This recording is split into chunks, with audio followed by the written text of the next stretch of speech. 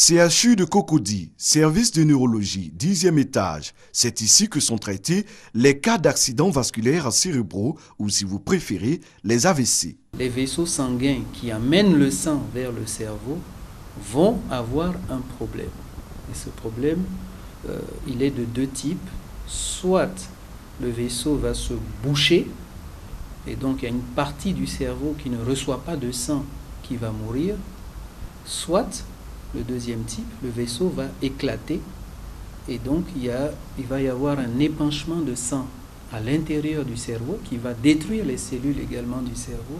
En dehors des facteurs de risque connus, à savoir le stress, l'hypertension artérielle, l'obésité, la sédentarité et les maladies du cœur, on se rend bien compte que les AVC constituent une menace qui plane aujourd'hui sur la vie de chaque individu. Le professeur Kwame Assouan fait partie des spécialistes d'AVC en Côte d'Ivoire. Avec lui, nous avons tenté de comprendre pourquoi les AVC font autant de victimes ces dernières années.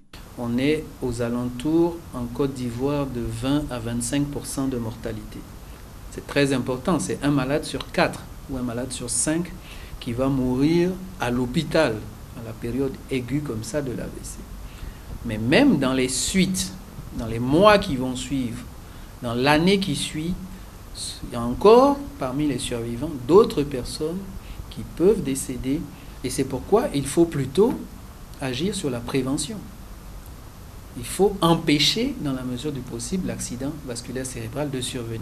Il faut aussi pouvoir reconnaître les premiers signes d'un AVC et les mesures d'urgence en cas d'attaque. Donc si vous avez une paralysie d'un côté du corps qui survient de manière brutale, comme c'est le cas dans tous les AVC, et qui s'améliore spontanément, qui régresse, on dit classiquement en moins d'une heure, vous avez fait un accident transitoire. C'est un avertissement qui vous dit que vous risquez dans les heures qui viennent de faire un vrai AVC complet définitif. Pour parler prévention, nous avons rencontré le docteur Anvo, chercheur à l'université Nangui-Abrogwa d'Abobo-Adiamé. Il est basé à l'Institut de cardiologie d'Abidjan où il mène des recherches. Pour lui, il ne faut pas chercher ailleurs les raisons de la montée en puissance des AVC et des maladies cardiovasculaires. Elles se trouvent dans nos assiettes. En Côte d'Ivoire, si nous mangeons trop salé, trop sucré, il est intéressant d'abord de modérer la consommation des jus de fruits. En deux, nous demandons aux personnes de plus de 45 ans, 48 ans, de réduire leur consommation en aliments ayant un fort taux de sucre. À partir de 45 ans, 50 ans, apprenons à ne plus manger du riz le soir, l'attiéké le soir, l'igname le soir. Ces aliments doivent être consommés à mi-journée, à midi, mais pas le soir. Si nous prenons l'habitude de manger ces aliments le soir à partir de cet âge, nous serons diabétiques et c'est le diabète qui va entraîner les autres maladies cardiovasculaires qui surviendront. L'alimentation est un facteur de risque fondamental à ne pas négliger dans la prévention des AVC. J'invite les Ivoiriens de ne pas forcément attendre qu'ils soient malades avant de venir faire une constatation génétique. Pour beaucoup, ils savent que dans leur famille, il y a des personnes qui sont diabétiques, hypertendues, qui ont ces maladies cardiovasculaires.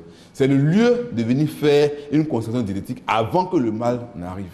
Contrôler sa tension artérielle, pratiquer du sport, la marche par exemple, manger moins salé et moins sucré, éviter le tabac et la consommation excessive d'alcool, aller en consultation diététique sont quelques-unes des règles d'or à respecter pour faire barrage à l'AVC, ce monstre qui tue en silence.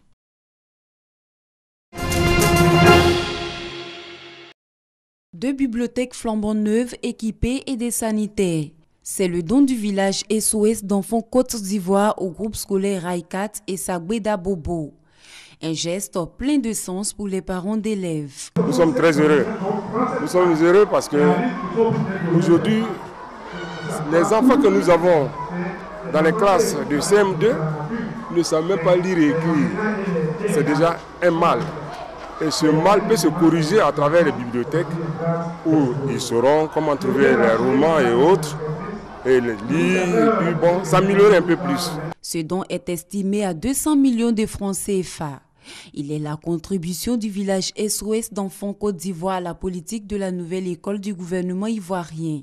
Le projet, c'est de pouvoir étendre ça dans d'autres écoles, aussi bien à Bobo que dans les autres communes d'Abidjan et même d'Aboisseau et de Yopougo, là où nous sommes implantés. C'est de participer, bien sûr, à l'effort du gouvernement d'offrir un cadre de vie agréable au travail des enfants et des enseignants.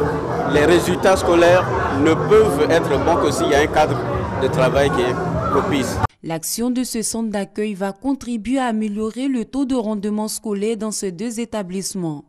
Et pour les parents d'élèves, cette amélioration sera encore plus nette si ces écoles étaient dotées de nouvelles salles de classe, de plus de tables bancs et de mesures de sécurité.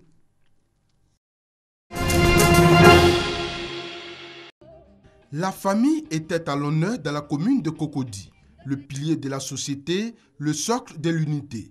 La municipalité de Cocody a mis l'accent sur la paix et l'unité lors de cette célébration. Deux idéaux facteurs de développement humain. La famille, c'est notre refuge, sécurisé et protecteur. Car ne dit-on pas que quand tout va bien, on peut compter sur les autres. Mais quand tout va mal, on ne peut que compter sur sa famille. Rien ne vaut la famille. C'est le seul lieu où l'on doit laver le linge sale. Seule la famille peut régler des situations des fois délicates qui ne doivent pas être portées au grand public. Plusieurs couples ont participé à cet événement.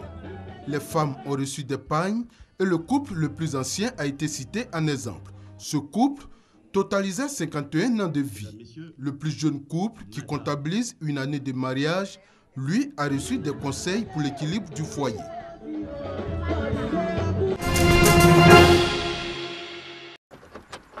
On dit que le chien est le meilleur ami de l'homme. Mais pour Giovanni Sacchetto, sa petite Dora vaut vraiment de l'or. Depuis 9 ans, ils parcourent ensemble les forêts autour d'Alba, dans le Piémont, à la recherche de la fameuse truffe blanche. Ces pépites coûtent sur le marché officiel entre 2500 et 4000 € le kilo. La truffe, c'est quelque chose d'étrange.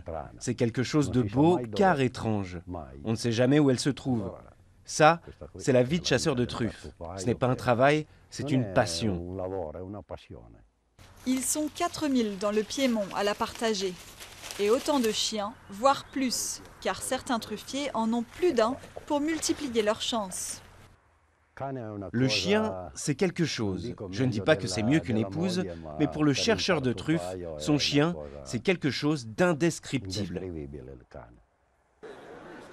Chaque année, la foire internationale de la truffe blanche attire à Alba des dizaines de milliers d'amateurs du monde entier.